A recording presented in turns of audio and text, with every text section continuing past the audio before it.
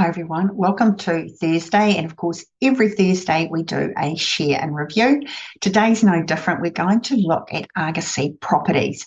Now before I do, I just want to let you know, if you're new to investing and you're thinking, where do I get started? And even if these videos are a little bit high level for you, that's fine. I have created a self-paced learning course that's available to you. I'll put the link to that in the description.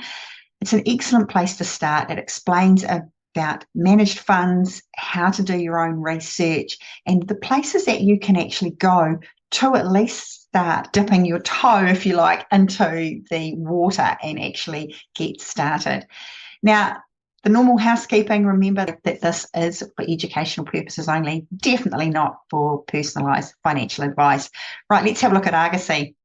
As you can see here, I've got Argosy on the screen, and basically Argosy has been in a downtrend since around October 2025. You get the odd little rally, but that's generally what we refer to as the dead cat bounce. I mean, if you drop anything from a height, you will always get a bounce. However, the height of that bounce is falling each time, and that's exactly what we're seeing here with Argosy.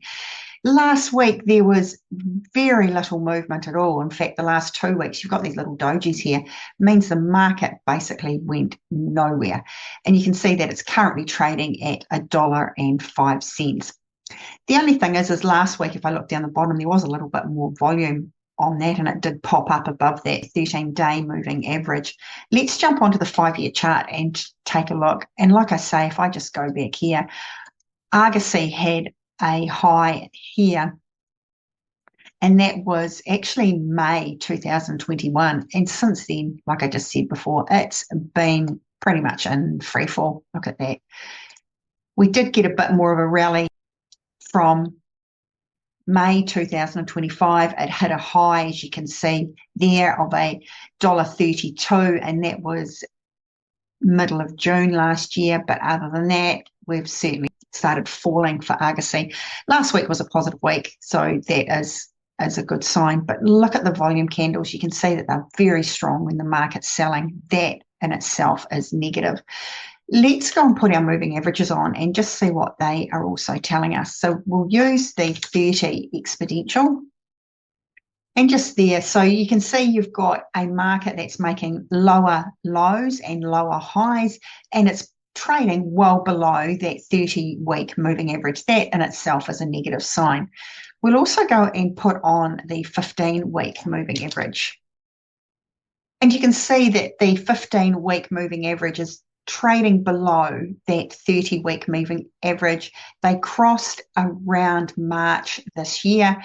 And when you see the market trading below both of those moving averages, the faster period moving average is trading underneath the slower one, definitely negative signs and pretty much cautionary. I know there are people out there who like to try and pick the bottoms and say that markets can't keep falling or a share can continue to fall no further. That's wrong, because shares can fall to zero. In my view, you're better off to wait until these moving averages swung to the upside. The 15 period has trading through or crossed above the 30, and the share itself is trading above both of those moving averages. That way you're on a trend and you've got more chances of continuing to ride that trend than what you do when the market is trading down, like what we're currently seeing. Let's have a look at the 1-year chart. 1-year chart's a little bit more sinister, really, and those moving averages crossed at around January this year, and you can see it's just been in free fall. It is still currently paying dividends. Now, I've spoken of that before, that with dividends, I don't like to hold shares just for the dividends, because, for example, if you bought this share at a high in the last sort of 12 months, you would have bought this at around November last year. You would have paid $1.29 for it. It's now at $1.05. Even though you're receiving the dividends, highly unlikely those dividends will have made up for that 24-cent fall that you've seen in this particular share. Doesn't sound like a lot, but over time, it definitely adds up. So that is something that you do need to be cautionary about. Let's go back to these 5-year charts, and we'll just take those moving averages off. And this time I'm going to make a comparison against the main board to actually see how it's performing.